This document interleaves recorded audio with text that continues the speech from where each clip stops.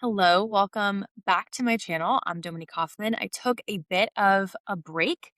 I was sick. There seems to be the flu going around, and I was actually in Puerto Rico recently, which is quite timely considering what I will be discussing today, which not to contribute to a very tired conversation, but I'm going to be addressing Bad Bunny's halftime show and the political message that a lot of people don't seem to be talking about. There's a lot of arguing about, well, Puerto Rico is part of the United States and Hispanic America is part of American culture, and that Spanish is the most widely spoken language in the United States next to English, and therefore it was appropriate to have Bad Bunny perform at the Super Bowl. I'm going to address those superficial arguments because I don't think it's touching at the root of Bad Bunny's messaging, and then we'll get into some of the political commentary and my thoughts on it.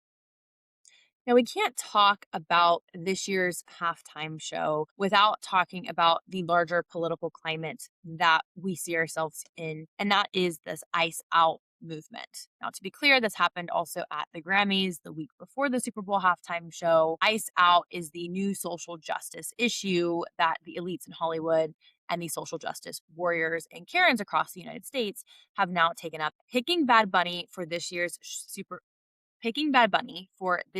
Super Bowl performance was intentional. First off, I think he swept the Grammys, displacing a lot of other, maybe more deserving artists, someone like Sabrina Carpenter. But unfortunately, she's a young white girl, doesn't fit the agenda that Hollywood and the Super Bowl are attempting to target. So, on one hand, you have people arguing that he was an appropriate choice because Puerto Rico is part of the United States. But then at the same time, he's a proponent of ICE out, which affects every other Caribbean and South American, of which Puerto Rico is an exception of because they are citizens of the United States. I mentioned I just went to Puerto Rico, and this is important when talking about how Puerto Rico fits into the larger identity of the United States, which is that most Puerto Ricans don't see themselves as American. And then we're going to have to touch on what is defined as American versus what the social justice woke Marxist left is trying to redefine as American. But Puerto Ricans live as a protectorate and they are part of the United States. Now, they are not a state, they do not get to vote, but they do benefit from being United States citizens. And interestingly enough, in Puerto Rico, you don't pay taxes. You don't pay a state tax and you don't pay federal taxes. So there are benefits to being a protectorate of the United States. And while they want their own statehood and they want to be independent of the United States, they do benefit greatly in a way that they wouldn't be able to sustain if they were to be a self determination independent of America. Now, when I was in Puerto Rico, I was talking to my bartender at La Factoria, which is a staple in Puerto Rican nightlife in San Juan. And I mentioned something about, like, oh, America. And he's like, oh, well, we're not American. People in Puerto Rico do not view themselves as American. And while I'm sure many of them were excited to see representation at the Super Bowl, it's a bit of a contradiction to have this liberation mindset from the big bad colonizer, the United States, and then be proud of that representation at the Super Bowl. And on top of that, another complex layer that I find to be extremely interesting or maybe contradictory is that Spain colonized Puerto Rico. And yet there is great pride in speaking Spanish in the Latin culture that has emerged through the complex syncretism as across the rest of the Caribbean, Central and South America between West African traditions, indigenous traditions, and Spanish traditions, which has given birth to complex and beautiful culture known as Latin American culture. But there's pride in their Spanish identity in Puerto Rico. Again, the original colonizers of the island, yet there's this rejection of the United States because it feeds into this Marxist idea of the white colonizer or this neo-colonial foreign policy of the big bad United States of America.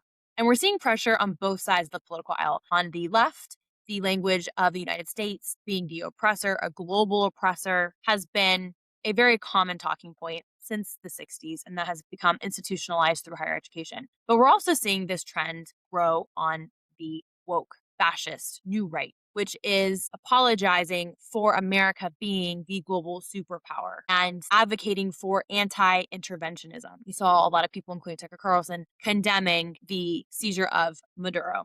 And a lot of people that I even follow from my SGA days at Florida State University who are part of the GOP, who are Republicans, posted in solidarity with Maduro. So there's a huge turn and this kind of adoption of Marxist language on the right, which is, again, an apology for America being the global superpower that it is and favoring anti-Western regimes as the potential hero in this anti-Western narrative. Russia, China, Iran, and Qatar. And in the case of Venezuela, maybe even Maduro's regime. We're going to get into the crux of my issue with Bad Bunny's performance, which was when he said, "God bless America." That was intentional. That is saying, "God bless America." It's a middle finger to the U.S.A. There's been a growing conversation, this anti-imperialist rhetoric and agenda, to say that we're all Americans: Colombians, Chileans, Argentinians, Cubans, Canadians, although they don't care about Canadians because they're white, Mexicans, we're all American because we live on the continent of America. And this is where we're seeing the perversion of language to fit an ideological agenda. It's kind of like when the woke left wanted to make Spanish and Latino gender neutral and opting in for Latinx. It's not grammatically correct. It is not the way that Spanish has been spoken. Everything is gendered. So Latinx really doesn't make sense. In very much the same way someone identifying as they, them doesn't make grammatical sense, but we all just have to accept it because that's the way the political climate is moving. Saying we're all American is the same thing. What Bad Bunny is pushing for is a transcontinental identity, essentially saying this is stolen land. We're all American. There are no borders. Basically, fuck ICE, ICE out, and F white culture in the United States. And also to make another clarifying point, there is no one America. The New World was referred to as the Americas, plural, because there's two American continents, North America and South America. There has never been a shared united identity between these two continents. We share some of the same colonizers. We share much of the same history. We are transplants to the New World, where we all built our own cultures and identities. What I take issue with is that it's the white culture and identity of the United States of America that needs to be apologized for, and not the cultures that emerged in the global South, in South America or Central America. What Bad Bunny is proposing is kind of the reversal of whitewashing. He's wanting to Latinx wash the United States to atone for the sins of white American culture. There are so many other Hispanic artists. Bruno Mars, who is one of the most popular artists in the world, also, I believe, from Puerto Rico, speaks Spanish. You have Pitbull, who's having a revival of popularity, a Cuban American who speaks Spanish. The only issue is that those individuals don't speak to the political demographic the Super Bowl is trying to reach. It has nothing to do with them speaking Spanish or embracing the influence of Spanish culture in the United States. And I say this as a Cuban American. When you move to a new country, you assimilate to that country. If I were to move to the Middle East, I would be expected to assimilate into Islamic culture and life. Only in the United States do we see the Muslim world, the Hispanic world, and other ethnic and cultural minorities insisting on preserving those identities to the point of refusing to assimilate. I was just in Miami, asked my abuelo about Cuba. Does he miss it? And he told me, no, I don't miss it.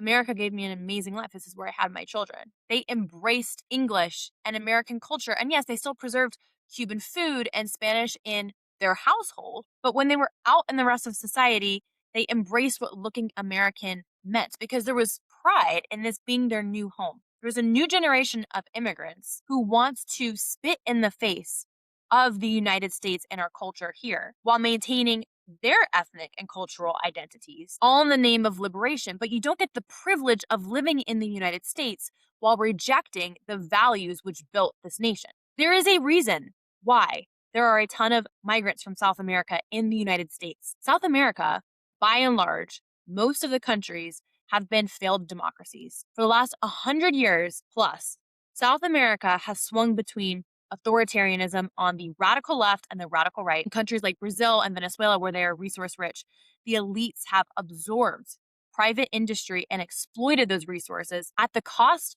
of their people. Lula da Silva is a perfect example of this in Brazil. The United States is the only successful experiment of a federation of states in the Americas.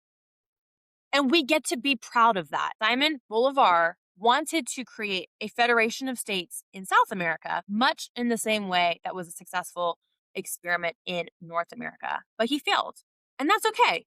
Maybe South America is better off not being a union of South American countries. But because there is no unified federation of states or nations in South America. If you are Colombian, you're Colombian, you're not American. If you are Venezuelan, you are Venezuelan, not American. And I think this is actually a way of whitewashing, because the irony of all of the anti-imperialist rhetoric is that it's actually championed by a bunch of white privileged elites, is that they are whitewashing the uniqueness of Colombian and Venezuelan culture. It's okay for them to live on the continent of South America and not be called Americans. You can't call for the destruction and divestment and the restructuring of the United States as a democracy, meaning you vehemently oppose everything the United States stands for, despite its success, but then still seek to emigrate to said nation, all while calling for the preferential cultural treatment of South America in the United States of America, where you are seeking refuge. You can't emigrate and then refuse to assimilate. And not only refuse to assimilate, but then condemn the country and the culture which is embracing you, or which you seek refuge from your own failed culture, society, and governments. Multiculturalism without assimilation leads to the demise of democracies. We have Europe, which is about 10 years in the future from where the United States now sits, as an example of that. I also want to touch on this other idea.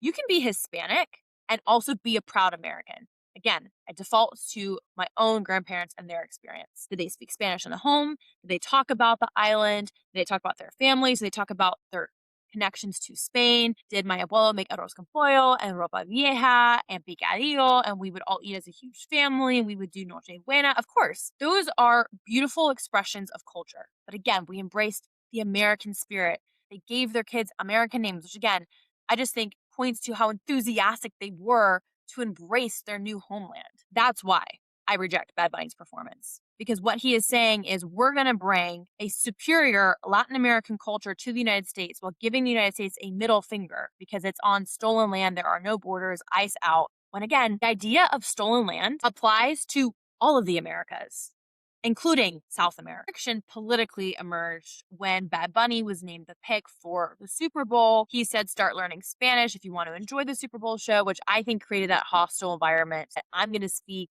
my people's language and you just better get used to it.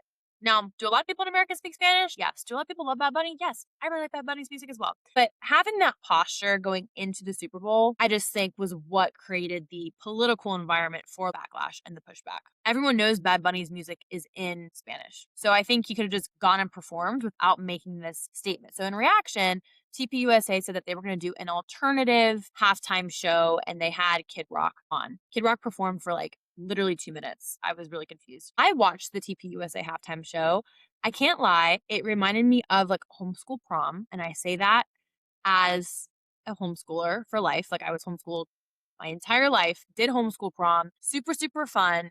But it's an imitation of a cultural or societal staple, but done in a Christian way. And because of that, let's just be honest, it doesn't feel as relevant. I thought personally that the TPUSA show was a snooze fest. I understood the messaging. I am all for TPUSA putting on an alternative show. I don't think it landed in the same way, but when I was watching it, there was like 4.2 million people streaming it live. And so there is an audience for it. And I've seen a lot of pushback like, absolutely F TPUSA, you stupid losers. Why would you do that? If there's a market for an alternative halftime show and they're not shoving that down your throat, you still get to watch Benito perform, then why do you care? I saw people calling to boycott everyone who performs at the TPUSA halftime show. If they want to do it, let them do it. I don't understand why that was so sensational. And I was really shocked to see that in this press article. So this was written by Susie Weiss, and she had this to say. Bad Bunny took the stage this year, and while there was no decade-defining wardrobe malfunction or even a musical performance for the ages, there was something great, a colorful, joyful, multi-generational show at human scale. And in the performance, there were multi-generations, there was a wedding that happened. I think the affect that was supposed to give off was Latin culture is traditional. Look at this marriage. It was a marriage between a heterosexual couple, which I was shocked. It wasn't between like a gay couple. I will say that in Hispanic culture, heterosexual norms in Catholicism is still a really big civilizational staple. And so that's really interesting to note because that does directly contradict the social justice left's gender and sexuality agenda. And it was a beautiful performance. Again, my issue is at the very end of the performance. The centerpiece of Bad Bunny's show was a backyard wedding. There was a big tier wedding cake and little kids, and there was a dance sequence that took place on top of a unity pole. In other words, it was a celebration of urban communal life. It wasn't set up as a performance on a big stage so much as a storybook. A real life couple got married during the show with Lady Gaga playing the wedding singer in a flamenco style dress, which I also think is hilarious because the woke left loves to talk about cultural misappropriation. And here we have the whitest lady dancing flamenco. Like, why couldn't they have had a famous Latina artist doing this? Interesting. And again, I'm all for people embracing Hispanic culture, even if you're not Hispanic, but that completely contradicts the radical left's agenda and their talking points. So then this is where Susie Weiss digs into TPUSA. She writes, then there was a TPUSA event. The organization deciding that Bad Bunny's Spanish language program was an affront to America, put on an alternative all-American event. This is what moderates, some people on the right, but everyone on the left is saying. TPUSA doesn't take issue with someone who speaks Spanish being the performer. They're trying to simplify this into a white Christian nationalist hate agenda. That's not the case. People don't like Bad Bunny because Bad Bunny says F the USA, used to go on tour in the USA, has very blatant anti-ICE rhetoric and ideology, which is on display in much of his work. He embraces liberation ideology and politics. So from TPUSA, or just your average MAGA voter's perspective, at the most blue-collar event of the year, having someone who politically contradicts and condemns what most people in the audience support or identify with, and again, American football being one of the staples of American culture. The pick of Bad Bunny reminds me of Dylan Mulvaney doing the Bud Light commercial. It shows that these corporations have a political agenda and a social agenda which completely misses their target audience. The NFL is trying to appeal to the Latin American audience, that about 23% of those who watch the Super Bowl are from Latin America and Mexico. That's great, but that's still not your majority target audience. Again, it's this pandering, just like we see with the political left, to a minority demographic that undermines the identity and core values of your base. So while 23% might have been from Mexico and Latin America, the overwhelming majority of those watching the Super Bowl were in the U.S.A. Weiss goes on to say, it was, on the whole, very dark, and the message was a depressing, grievance-filled one. In addition to feeling like a funeral for Charlie Kirk, there were a few shout-outs to him throughout it. It felt like a howl from people who feel they'd been left behind. I thought it was lackluster and missed the mark as far as like being cool. I wouldn't say it was very dark and the message was depressing, nor would I say it was grievance-filled. They didn't say anything about Bad Bunny. They didn't even reference Charlie Kirk. I fear she's wrong. They had a memorial kind of like slideshow of him at the very end, like to our founder, of him with Erica and his kids. That was the only mention. And the man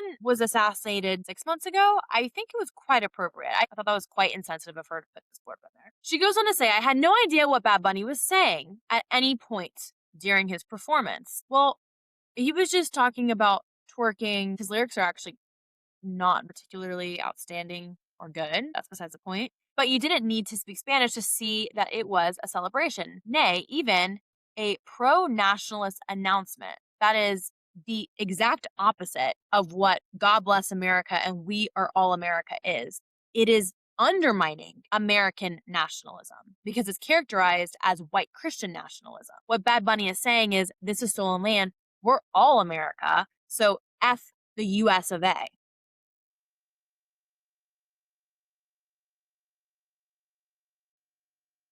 So this is the part of the Super Bowl halftime show that I took issue with. He has a Puerto Rican flag. He's singing about Puerto Rico and a lot of the power grid outages. That's where you're seeing them climb different electrical poles. And he's talking about the women in his culture and in Puerto Rico. This is the part next where he says, God bless America, with all of the flags. Notice that the American flag's in the front and then the Puerto Rican flag directly behind it. And then Benito starts to talk about the different countries and lists them out. Ahora todos quieren ser latinos, no, pero le falta sazón, batería y reggaetón. Ey, ey, pido con mi corillo que somos un montón. Le falta sazón, batería y reggaetón. Ey, ey, cuidado con mi corillo que somos un montón. Welcome to the calentón.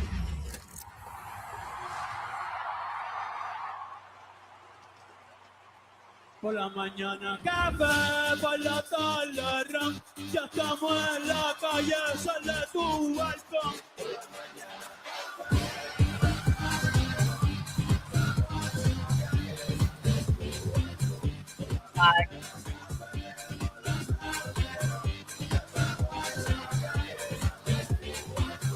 God bless America. Sea Chile, Argentina, Uruguay, Paraguay, Bolivia, Perú, Ecuador, Brasil, Colombia, Venezuela, Guyana, Panamá, Costa Rica, Nicaragua, Honduras, El Salvador, Guatemala, México, Cuba, República Dominicana, Jamaica, Haití, las Antillas, United States, Canadá, a my motherland, mi patria, Puerto Rico. Seguimos aquí. ¡Ahora sí! De cuando te tuve, debí darte más besos y ahora... Why I take issue with it, I've already gone into it. But to list all of the countries in Central, South, and North America and say we are all America, and then the football says together we are America, that's not, it's such a shallow statement. We don't have fluid open borders. We are not the same. Again, our political interests, our societal interests, what defines us are not the same. And diversity in that sense is good. We don't have to all be America. It's a very beautiful sounding sentiment, but it means very little of substance, which pretty much characterizes a lot of the woke left ideology.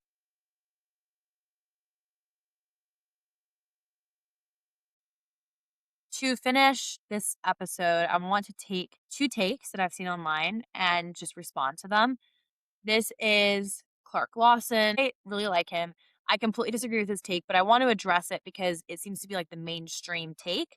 And I think people are missing the point of criticism of Bad Bunny's performance. It's not because he's Puerto Rican, it's the message he sent. Party of traditional values. Why are y'all mad at a halftime show that's showcasing a straight couple getting married and families dancing around them? I also didn't think I would have to say this.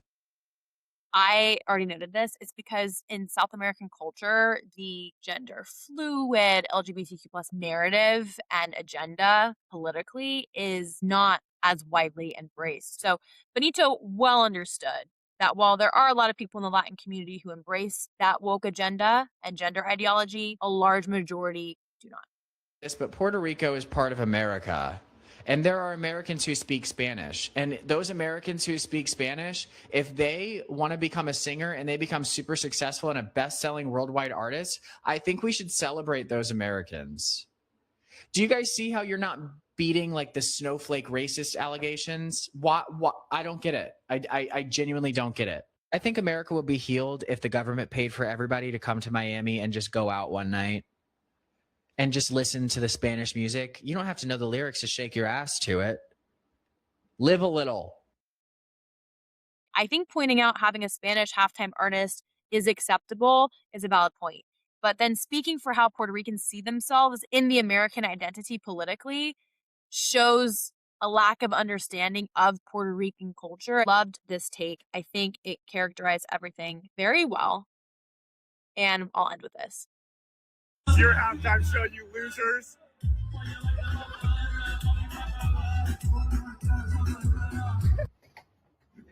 Hey, Henry, how come you're not singing along? Is it because you don't speak the language?